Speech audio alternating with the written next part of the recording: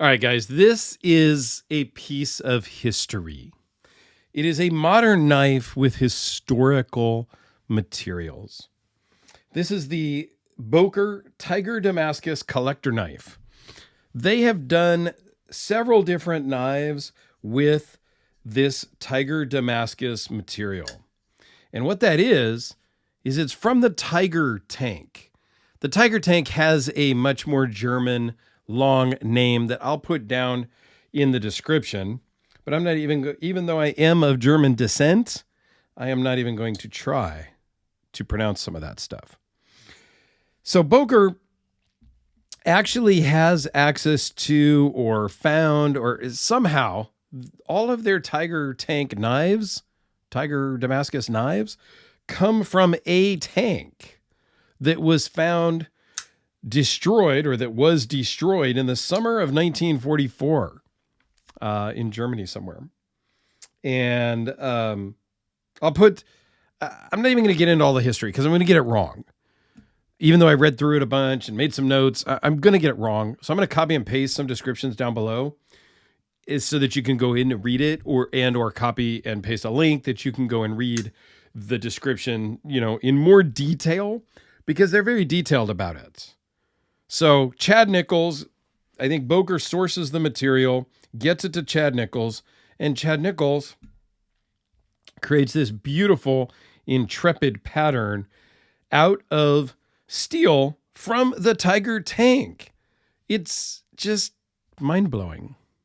And I like this knife way better than the last knife that I had in this same material.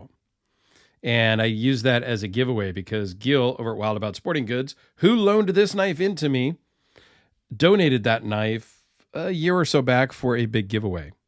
And this one I like a lot more than that other one. This is something that I would actually carry. It functions really well, relatively sharp. There is a little bit of a difference in the grind here at the tip. It's a little bit deeper grind right there on the sharpening, and it kind of thins back out here. So it's just a little bit of a, I don't want to say imperfection, but inconsistent grind there. But you have to remember that this line of knives are handmade in Germany, in Solingen, Germany. Again, I shouldn't try to pronounce things that are outside of my realm. So handmade knives, you're going to get some inconsistencies at times at those levels. All right.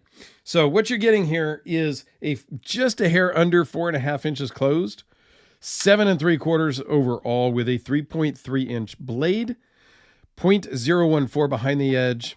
We talked about the blade steel, weighs in at exactly 5 ounces. So same weight as your typical D-cell battery. I love to pull that out. I get really energized when I pull out the battery. Runs on bearings and is relatively thin at 0.471 overall, minus the clip, of course.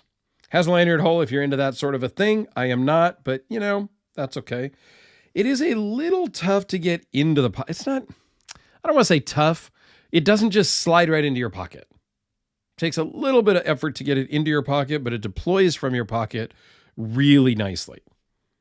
The other thing I have noticed is the lock bar almost feels as though is back a little bit. It's I don't know. It's hard to explain. When I just reach around, it's kind of like I'm reaching between the lock bar and the solid piece, if that makes sense. So it's just, again, most every knife is a little different in the geometry in the hand. And as you handle a knife, it just gets more fluid for you in that knife, right? Same thing with this. You get to a point where you understand. I just feel like I have to pull my thumb back more to access the lock bar. I don't know. It's a weird thing. Let's see if I can really kind of... So where the pivot is, I don't know. It doesn't really look dimensionally like it's farther back or anything from another knife, but it just is a weird feel in my hand. I wouldn't stop that. That would not stop me from buying it though, because it works great. These run $575. If you get it from Gil over at Wild About Sporting Goods and use the promo code DIRK10, what's it going to get you off? Anybody? Yeah, 10%. So I do recommend reaching out to Gil if you're interested in something like this. I don't know how many they made. There is a number 637 on here. I don't know what that signifies. If they're, I don't know. So I know that Gil absolutely has this one available for sure. He may have others. You have a burlap micarta scales in black. It is a flat grind, a full flat grind. Nice little swedge on the clip point. Overall, it's just a really cool knife with historic materials. So that in and of itself really makes it special to me. So here it is next to Spyderco Delica, the Kubi KB237. Because I had pulled out the interface, why not show it next to that? Because any excuse to pull out the interface, I'm game. Or any excuse to pull out a Hellraiser. So why not pull the Hellraiser out as well? You know, nothing historic about it other than it's freaking iconic, and I love my Hellraisers. So let me know your thoughts, guys. This, I think, I kind of want to own something like this. I don't own really any historic knives. I guess the only thing I could say that's historic in my collection is a knife that my dad made when he was like a teenager, maybe. We don't even know exactly when it was made. And I've done a video on it before.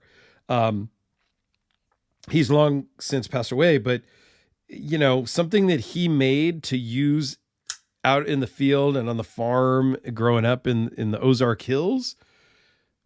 To me, that's kind of historic. I didn't know I was going to be a knife collector or knife, you know, YouTube guy. I don't even want to say I'm a knife tuber or a reviewer. I'm just some knucklehead with a camera. Okay.